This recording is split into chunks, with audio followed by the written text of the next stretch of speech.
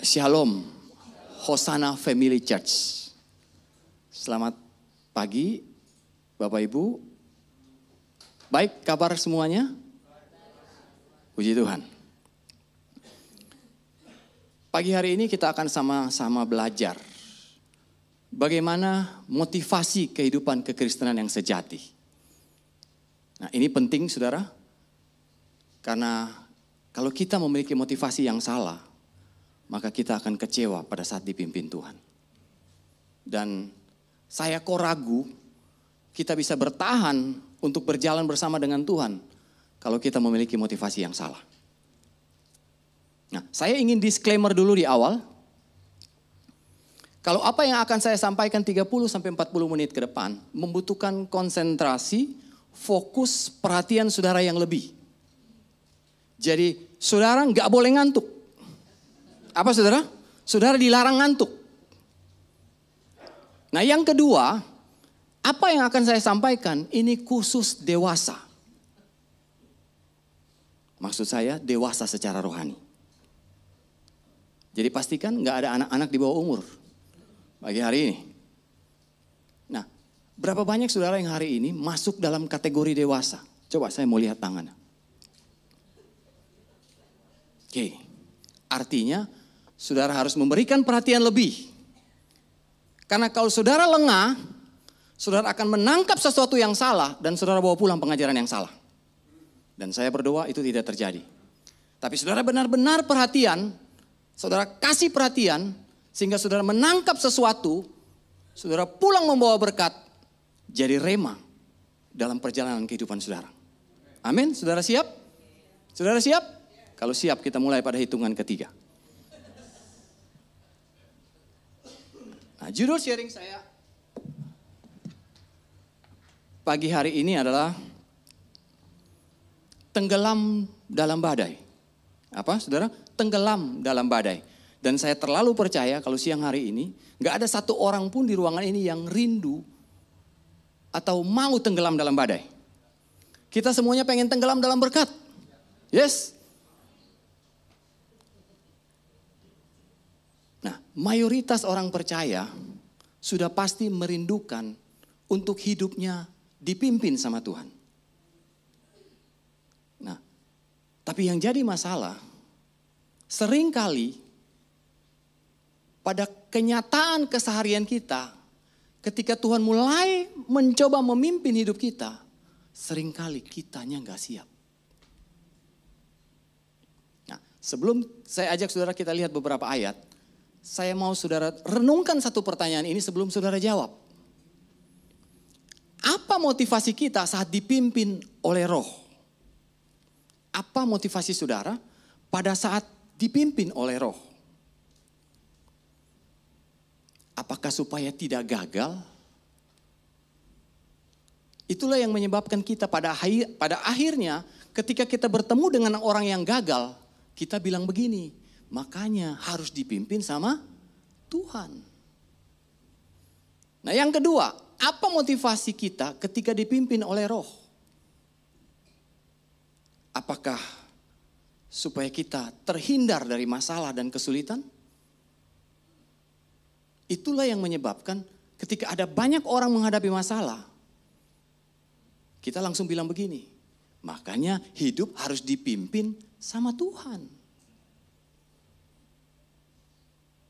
Ini yang terjadi di lapangan kan? Atau yang ketiga, apa motivasi kita saat dipimpin oleh Roh? Untuk kemudahan kah? Itu yang menyebabkan ketika yang kita jumpai bukan kemudahan, tapi kendala, kesulitan, hambatan, kita langsung ngomong begini, makanya hidup harus dipimpin sama Tuhan. Nah, 3 jawaban ini adalah gambaran apa yang dirasakan oleh banyak orang. Kita pun merasakan hal yang sama, bukan? Kalau saudara berkata, makanya hidup harus dipimpin sama Roh, sama Tuhan.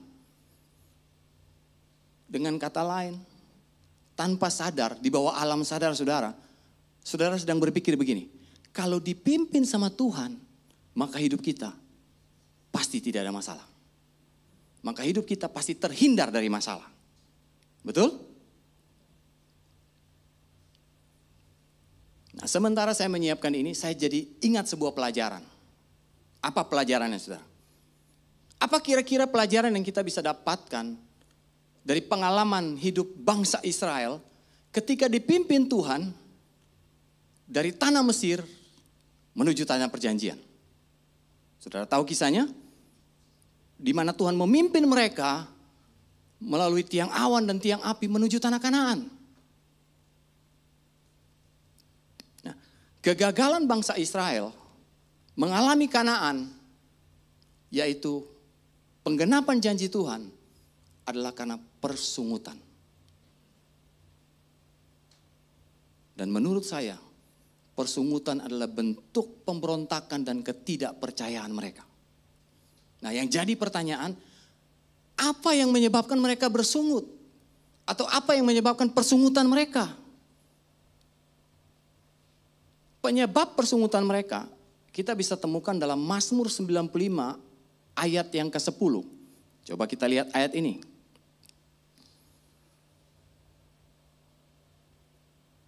"40 tahun aku jemu kepada angkatan ini," yaitu bangsa Israel di padang gurun.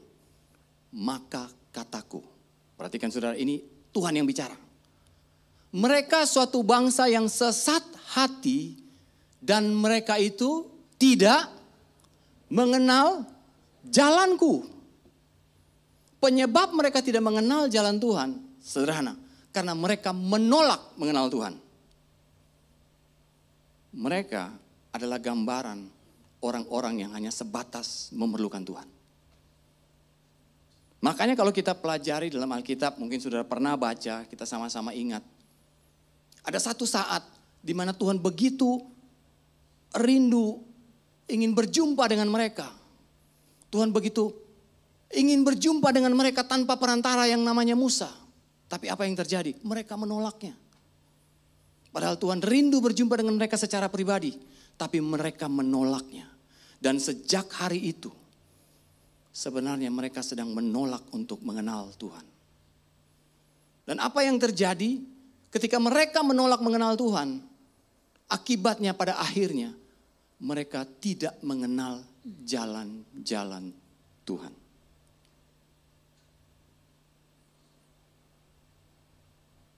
Dan saya minta maaf kalau saya harus katakan ini, bahwa inilah yang terjadi di hari-hari ini dalam kehidupan kekristenan banyak orang. Ada begitu banyak orang yang cuma hanya datang sama Tuhan sebatas kebutuhan. Pertanyaannya pagi hari ini buat saudara dan saya, adakah hati yang sungguh-sungguh rindu untuk semakin hari untuk mengenal Tuhan? Nah, apa yang jadi peringatan buat kita pagi hari ini, saudara? Coba kita lihat ayat ini. Matius 11 ayat yang ke-6. Matius pasal 11 ayat yang ke-6 firman Tuhan berkata. Ini penting, saudara, karena ini apa yang disampaikan Tuhan Yesus kepada Yohanes Pembaptis. Dikatakan begini, "Dan berbahagialah orang yang tidak menjadi kecewa dan menolak aku." Nah, banyak orang hari-hari ini sedang kecewa sama Tuhan. Pertanyaan saya, pernahkah saudara kecewa sama Tuhan? Dan tolong, jangan jawab nggak pernah. Tolong, jangan jawab nggak pernah. Karena sebenarnya, tanpa sadar, sebetulnya kita sering kecewa sama Tuhan. Kapan kekecewaan itu terjadi? Pada saat Tuhan bergerak tidak sesuai dengan apa yang kita inginkan.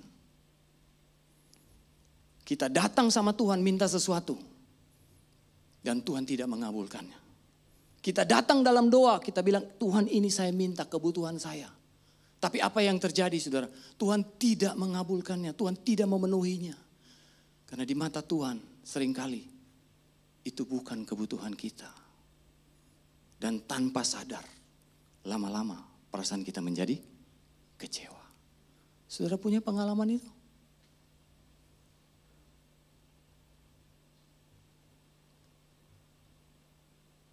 Itu sebabnya gak kebetulan kalau kita boleh dengar firman Tuhan pagi hari ini. Minimal ini jadi bekal dalam perjalanan kehidupan kekristenan kita untuk kita bertumbuh menjadi manusia-manusia pribadi yang dewasa. Amin, saudara. Kalau saudara gak mengenal jalan Tuhan, dijamin saudara pasti akan menggerutu. Dijamin saudara pasti akan bersungut-sungut, saudara kecewa. Bahkan jangan-jangan nanti saudara akan meninggalkan Tuhan. Nah, apa yang kita perlu pelajari, saudara? Apa yang kita perlu pelajari? Yang kita perlu pelajari adalah ini. Apa sih motivasi kita rindu dipimpin Tuhan? Demi kemudahankah tadi? Demi keberhasilankah? Atau demi kita supaya kita terhindar dari masalah? Nah, coba kita lihat, ini ada hal yang menarik dalam Mazmur pasal 23 ayat 1 sampai dengan 3. Ayat yang sangat familiar, bukan? Mazmur Daud. Tuhan adalah gembalaku, takkan kekurangan aku. Ia membaringkan aku di padang yang berumput hijau. Ia membimbing aku ke air yang tenang. Ia menyegarkan jiwaku. Saya tertarik dengan kalimat selanjutnya. Ia menuntun aku, saudara dan saya. Kemana, saudara? Di mana? Di jalan yang benar. Oleh karena namanya. Jadi Tuhan nuntun kita di jalan yang benar. Coba saudara renungkan itu. Tuhan itu kalau nuntun kita ke jalan yang benar. Dan jalan yang benar seringkali gak mudah. Bisa ikuti saya sampai di sini? Saya berdoa pagi hari ini jemaat Hosana rindu untuk dipimpin Tuhan bukan karena kemudahan. Amin. Saya ingin berbagi pandangan dengan saudara. Menurut saya, seringkali pengajaran-pengajaran kasih karunia selalu dititik beratkan pada kemudahan. Dan maafkan, saya gak setuju. Kasih karunia diberikan bukan untuk kemudahan. Tapi kasih karunia diberikan dengan tujuan untuk kemampuan. Ketika ada badai, ketika ada padang gurun, ketika ada pergumulan, dan saudara mampu bertahan melewati badai itu kasih karunia. Kasih karunia tidak berarti terus badai menghindar dari hidup. Enggak begitu. Tapi ketika saudara mampu bertahan, itulah kasih karunia, saudara. Jadi saudara pagi hari ini kalau sedang saudara menghadapi badai dan saudara mampu melewatinya, itu semua hanya oleh karena kasih karunia Tuhan.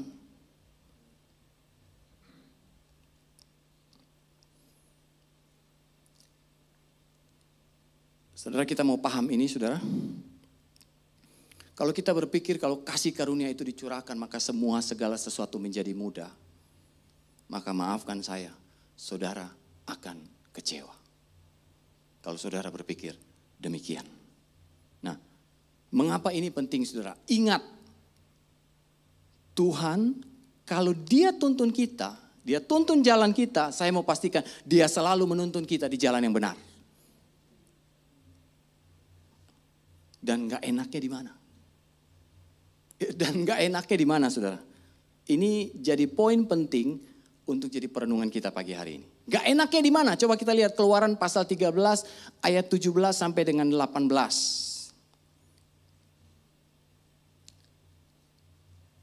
Setelah Firaun membiarkan bangsa itu pergi, bangsa Israel di padang gurun, Allah, apa saudara? Tidak menuntun mereka melalui jalan ke negeri orang Filistin. Walaupun jalan ini yang paling dekat. Sebab firman Allah, jangan-jangan bangsa itu menyesal apabila mereka menghadapi peperangan sehingga mereka kembali ke Mesir. Apa yang menyebabkan mereka melakukan ini? Karena ternyata memulai berjalan bersama Tuhan itu mudah. Tapi memutuskan untuk selalu berjalan bersama dengan Tuhan, itu yang gak mudah. Kemarin saya sempat katakan, untuk memulai melayani itu relatif mudah. Tapi ketika engkau memutuskan untuk konsisten melayani, itu yang gak mudah. Lalu ayat selanjutnya kita coba pelajari ayat ini.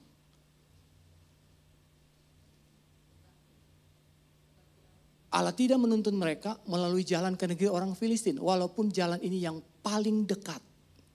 Sebab firman Allah, jangan-jangan bangsa itu menyesal apabila mereka menghadapi peperangan sehingga mereka kembali ke Mesir. Ayat 18. Tetapi Allah menuntun bangsa itu apa? Berputar. Melalui jalan di padang gurun menuju ke laut Teberau dengan siap sedia berperang. Berjalanlah orang itu dari tanah Mesir. Saudara, ketika Tuhan singkapkan ini sama saya, secara jujur, ini membongkar total pemahaman dan motivasi saya untuk hidup dipimpin sama Tuhan.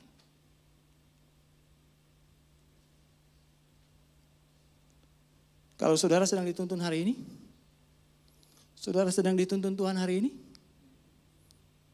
terus saudara bilang begini, kok gak enak? Kalau dituntun Tuhan kok gak enak ya? Saya mau bilang, jangan-jangan kalau enak, jangan-jangan itu bukan Tuhan seringkali. Kita perlu paham kenapa Yesus berkata, siapa saja yang mau ikut aku, ia harus pikul salibnya dan sangkal diri setiap hari Minggu, setiap hari. Berarti dengan kata lain, Tuhan sudah kasih tahu jauh-jauh hari sama kita, mau ikut aku, itu penderitaan.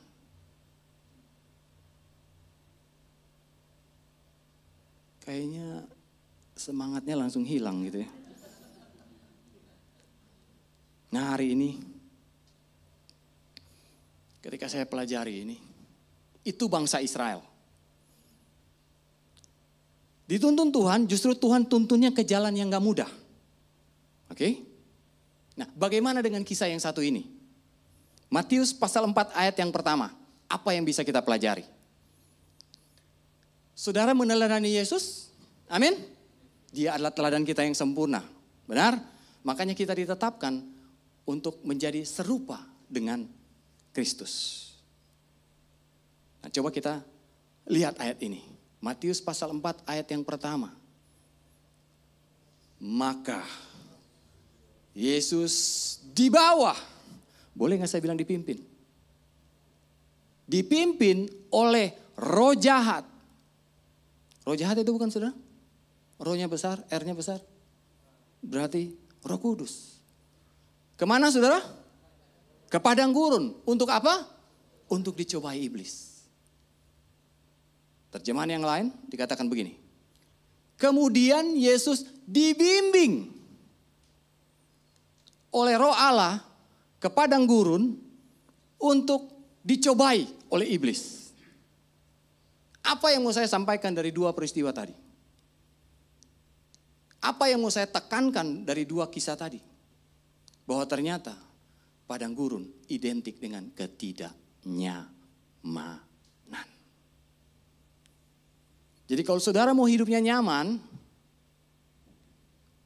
lebih baik jangan dipimpin Tuhan ya. Karena kalau saudara dipimpin Tuhan, dagingmu akan menderita. Ingat tadi, khusus orang dewasa.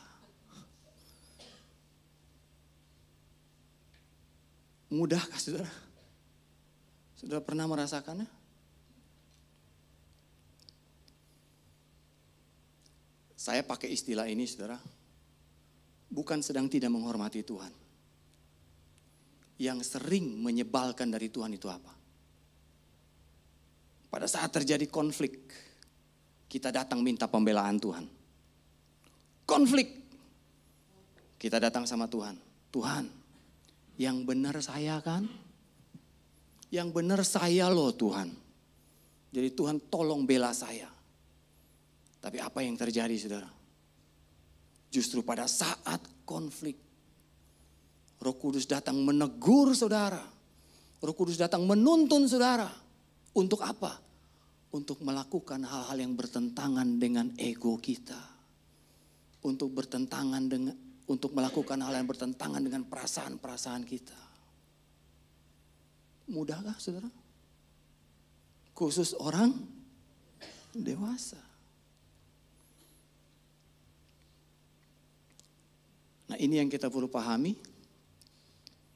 Untuk itu, evaluasi ulang motivasi kita dipimpin oleh Roh Allah. Kalau saudara berkata, saya pengen dituntun Tuhan. Kalau saudara berkata, saya pengen dituntun Tuhan, saudara mesti tahu jalannya itu apa. Amin, saudara. Dia menuntunmu bukan ke jalan yang mudah, tapi ke jalan yang benar. Beda kan saudara? Karena jalan yang benar seringkali enggak mudah. Nah, apa yang saya dapatkan saudara? Ternyata iblis memanfaatkan kebenaran ini. Dan dia datang menawarkan kemudahan demi kemudahan.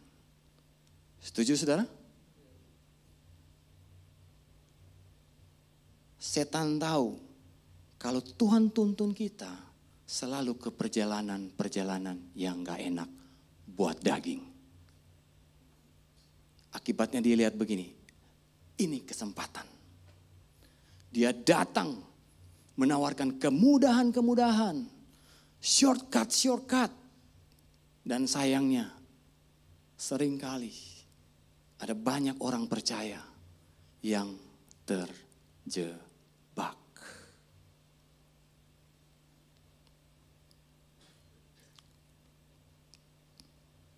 Nah, kenapa ada banyak orang percaya tertipu, saudara? Karena kita ini kan seringkali dihadapkan begini. Ini cara Tuhan bukan ya? Kalau saya lepas, terus ini cara Tuhan gimana ya? Nah, yang mirisnya, kita selalu berpikir begini. Bukankah kalau Tuhan itu mudah? Kalau segala sesuatu mudah, lancar, ini Tuhan. Privilege. Betul? Hati-hati saudara. Saya mau tanya sama saudara. Kenapa ada banyak orang jadi korban penipuan investasi? Karena iming-iming kemudahan-kemudahan yang sering gak masuk akal.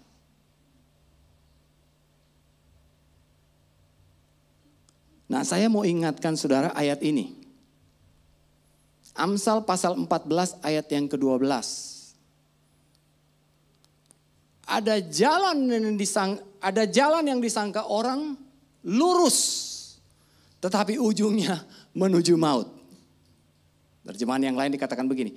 Ada jalan lebar dan menyenangkan yang nampaknya benar di mata orang, tetapi menuju kebinasaan. Jadi hari ini saya mau ingatkan saudara, hati-hati. Karena Tuhan tidak pernah menjanjikan kemudahan buat saudara dan saya. Amin saudara. Nah, saya ambil contoh, saya jadi ingat peristiwa ini saudara. Saudara tentu juga masih ingat, di mana pada saat itu Yesus ditawarkan kemudahan. Matius pasal 4. Ingat kisahnya? Yesus ditawarkan kemudahan, setan datang dia bilang begini, dia perlihatkan seluruh isi dunia. Terus dia bilang begini, kamu mau ini? Gampang. Saat ini, sujud sembah aku berikan semuanya kepadamu. Kemudahan saudara.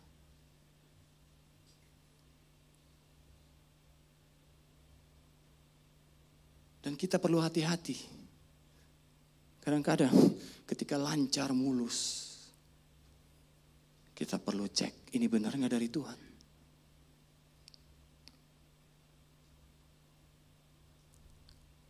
Mungkin ini mengganggu saudara. Tuhan tidak menjanjikan kemudahan, tapi Dia janjikan salib. Terganggu saudara? Dia janjikan kemampuan, ya saya setuju. Roh Kudus hadir untuk memampukan ketidakmampuan kita. Tapi bukan berarti semuanya jadi mudah. Makanya saya jadi ingat satu lagu Pentakosta lama. Lagunya begini. Bersama Yesus lakukan perkara besar. Bersama Yesus tidak ada yang sukar. Apakah benar tidak ada yang sukar untuk masalahmu, untuk masalahku, untuk masalah kita semua? Pertanyaan saya, apakah benar nggak ada yang sukar? Coba ingat-ingat. Apakah benar tidak ada yang sukar? Dari pengalaman saya, yang sukar ada dan banyak. Tapi pengalaman saya membuktikan, sesukar apapun, ketika saya berjalan dengan Tuhan, saya dimampukan untuk melewatinya, bahkan keluar lebih dari pemenang. Bahkan saya dibuat cakap menanggung segala perkara. Amin, saudara. Jadi sepertinya ayat ini kita perlu revisi sedikit. Lagu ini kita perlu revisi sedikit. Nanti kita revisi, kita mesti minta izin dulu sama penciptanya. Jadi hari ini renungkan kembali saudara. Karena saat Yesus ditawarkan kemudahan. Masih ingat kisahnya? Sebetulnya setan sedang ngomong begini. Gak perlu susah-susah. Gak perlu pakai salib segala. Gak perlu menderita. Dapat kok.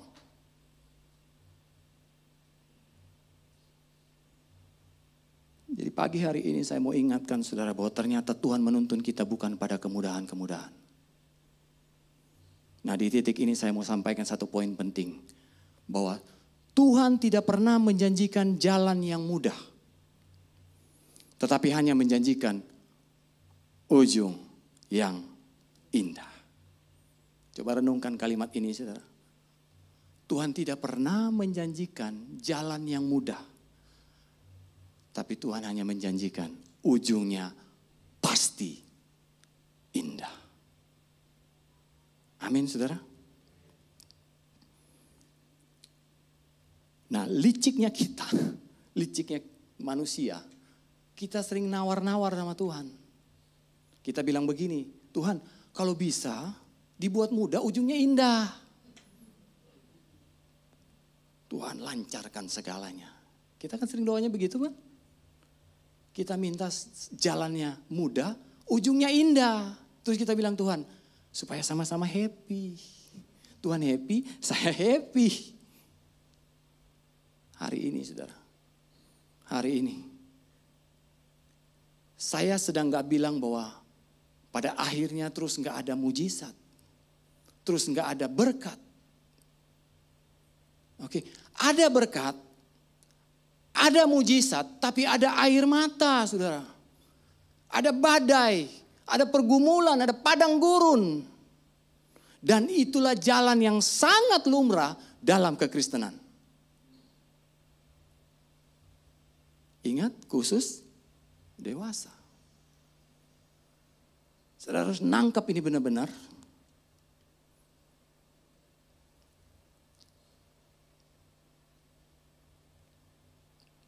Maafkan saya, hari ini ada banyak orang hari-hari ini yang siap diberkati. Tapi gak siap menderita. Kita jadi orang Kristen yang manja. Kita pengen menikmati fasilitas bintang 5 dari kerajaan Allah. Tapi sebenarnya kita tidak memahami intisari kekristenan yang sebenarnya. Makanya tadi saya bilang, nangkap sesuatu jadi berkat, pulang jadi rema. Makanya saudara gak boleh lengah.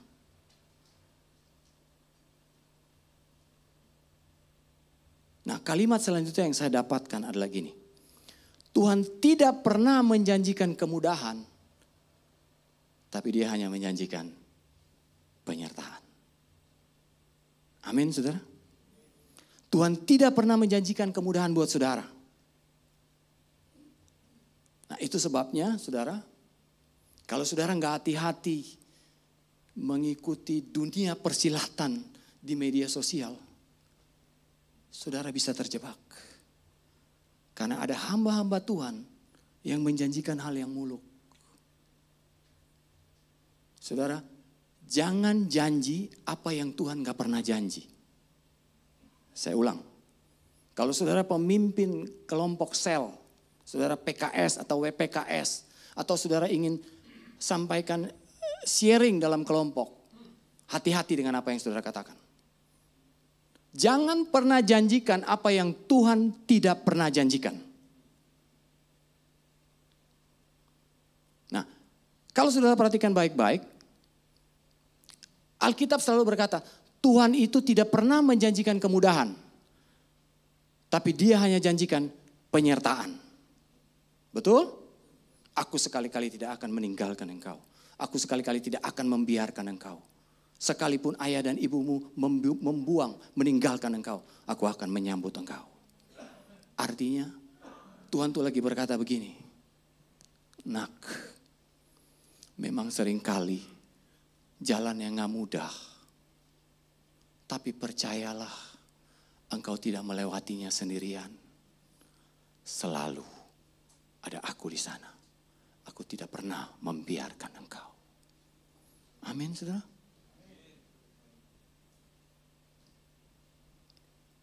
Ini penting, saudara. Kalau kita nggak paham ini, kita pasti akan kecewa. Kekristenan kita akan up and down. Ketika semuanya mulus, semuanya lancar, kita bersuka cita, kita bersyukur, kita semangat, kita happy. Tapi begitu semuanya susah, kita krisis sukacita.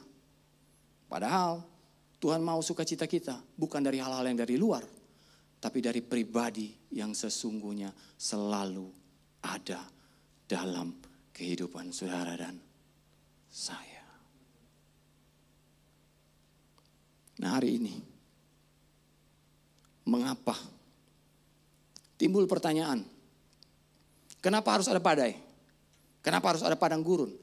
Kenapa padang gurun menjadi tempat favoritnya Tuhan? Bangsa Israel dipilihnya padang gurun. Yesus pilihnya padang gurun. Saudara dan saya dipilih padang gurun. Pertanyaannya, mengapa padang gurun menjadi tempat favoritnya Tuhan? Ada apa di padang gurun? Nah, saudara, saya temukan jawabannya di Ulangan pasal 8 ayat 2 sampai dengan 5.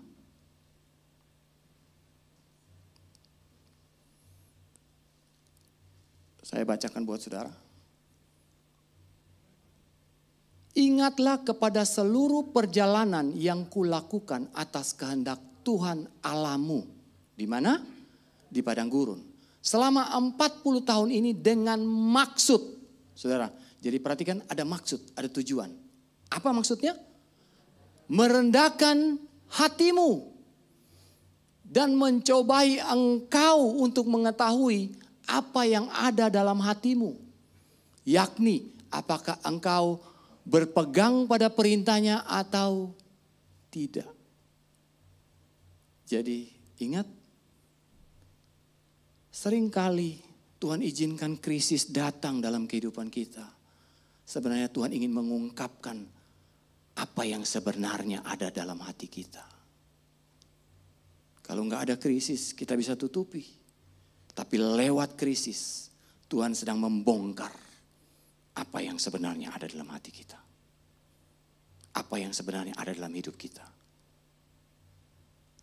Kalau nggak ada krisis, kita bisa pakai topeng. Nah, apa yang kita bisa pelajari dari ayat ini? Kita kembali lihat tadi ke screen.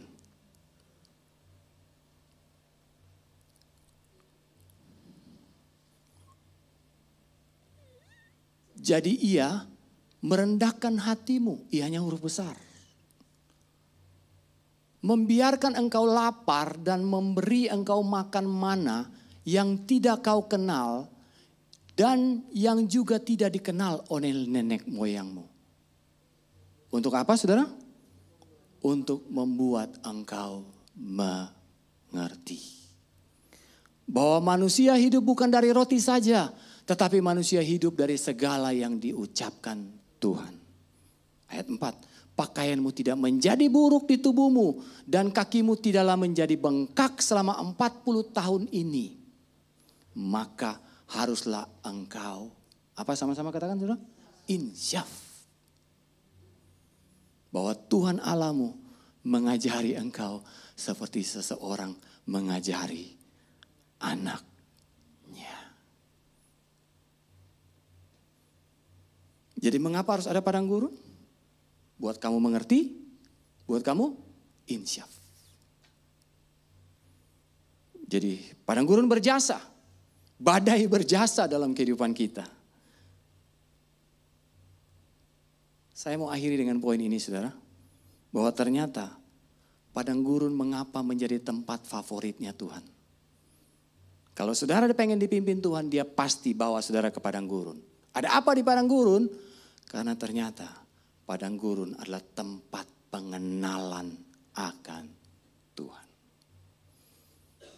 Lewat padang gurunlah, lewat badailah, saudara mengalami realita Tuhan. Lewat padang gurunlah, saudara bukan cuma tahu tentang Tuhan, tapi saudara mulai mengalami kesetiaan Tuhan. Lewat tekanan, lewat hal-hal yang gak enak sama daging, disitulah kita mulai mengalami realita Tuhan. Dan bukan hanya itu saudara. Ternyata padang gurun adalah tempat bergantung akan Tuhan. Tempat kita bergantung akan Tuhan.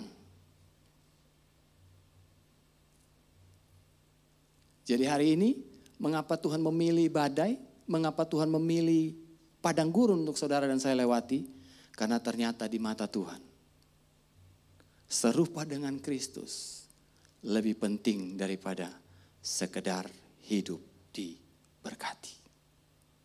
Sadarkah saudara bahwa Tuhan begitu rindu untuk saudara dan saya serupa dengan Kristus daripada cuma sekedar diberkati. Dan untuk menjadi serupa dengan Kristus harus lewat ketidaknyamanan. Main musik boleh maju ke depan.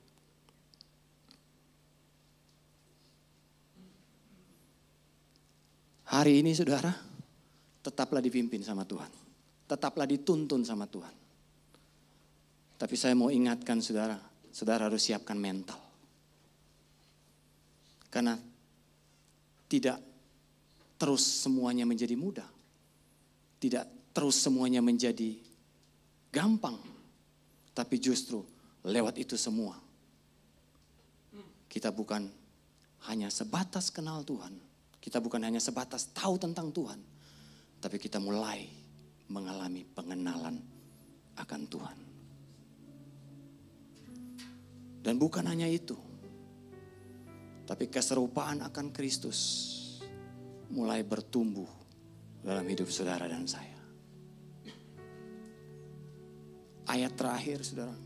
Ini ayat pamungkas. Matius pasal 12 ayat yang ke-20. Firman Tuhan berkata, bulu yang patah terkulai tidak akan diputuskannya. Dan sumbu yang pudar nyalanya tidak akan dipadamkannya. Sampai ia menjadikan hukum itu menang. Yuk kita bangkit berdiri. Ada janji penyertaan Tuhan buat saudara dan saya pagi hari ini. Ada janji penyertaan Tuhan yang sempurna dalam hidup saudara dan saya. Dia tidak meninggalkan engkau. Dia tidak membuang engkau.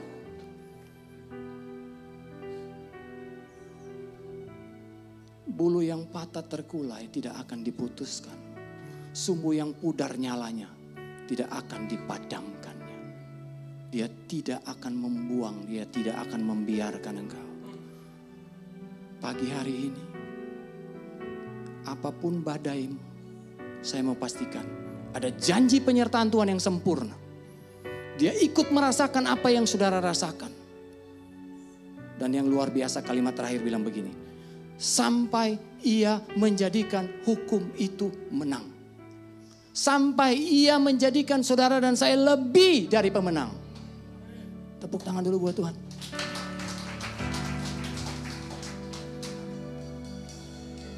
Saya berdoa pagi hari ini.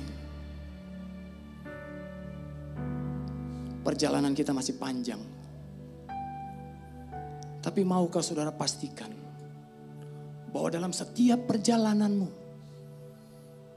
saudara tidak pernah menjadi kecewa. Karena saudara sungguh-sungguh mengenal siapa yang berjalan bersama denganmu. Dia adalah perisai hidup kita.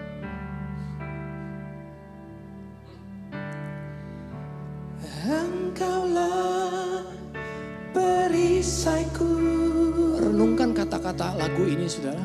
Ini memberkati banget. Saat badai hidup menerpaku,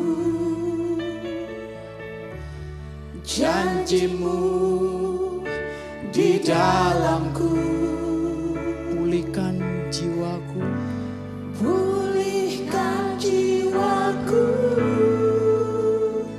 Ku kan berdiri di tengah badai dengan kekuatan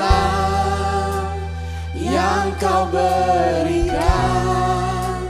Sampai kapanpun ku kan bertahan, karena Yesus selalu menopang hidupku. Ku kan berdiri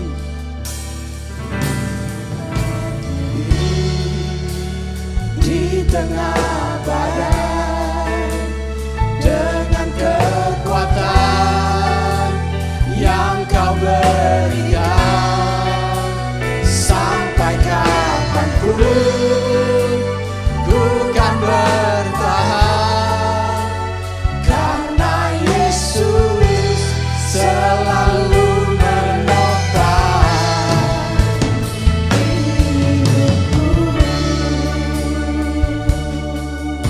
saudara. Untuk membuktikan saudara tetap kokoh berdiri, maka harus ada badai yang menerpa. Tapi untuk membuat saudara tetap berdiri, perlu ada Tuhan dalam badaimu. Jadi pagi hari ini, pastikan ketika engkau melewati setiap badai, ada Tuhan di sana. Mujizat yang terbesar dalam hidup saudara bukan ketika Tuhan dapat melakukan sesuatu dalam hidupmu, tapi adalah ketika Dia adalah Tuhan. Dia dapat merasakan apa yang saudara rasakan. Dan ketika dia merasakan apa yang saudara rasakan, dia tidak tinggal diam. Dia turut bekerja dalam segala sesuatu saudara, untuk mendatangkan kebaikan. Jadi percayalah, ada penyertaan Tuhan yang sempurna dalam hidup saudara dan saya pagi hari ini. Jangan pernah ragu, jangan pernah kecewa.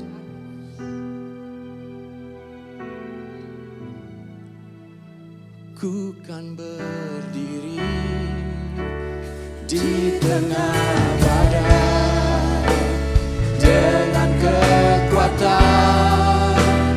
yang kau berikan.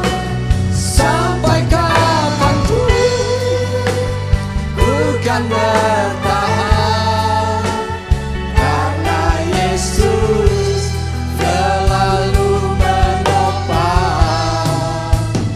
Ku kan berdiri di tengah badai dengan kekuatan yang kau berikan. Sampai kapanpun ku kan berdiri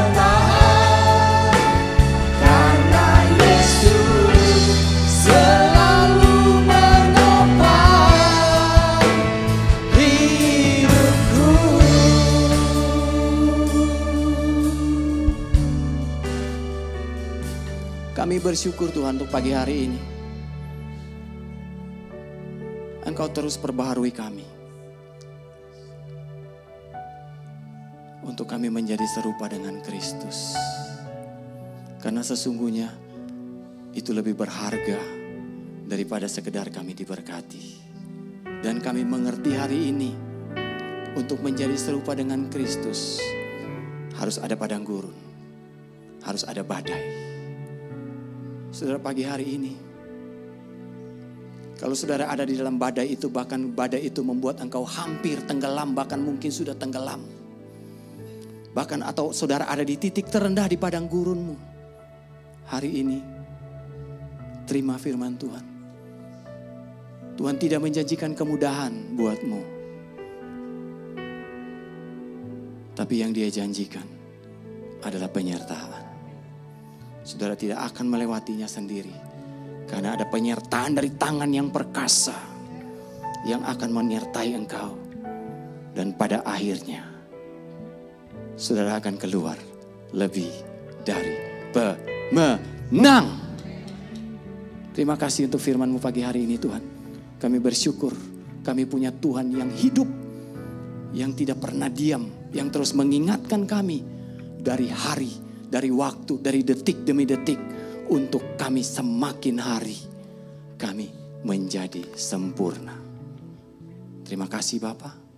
Dalam nama Yesus kami bersyukur dan kami berdoa. Kita sama-sama yang percaya katakan amin.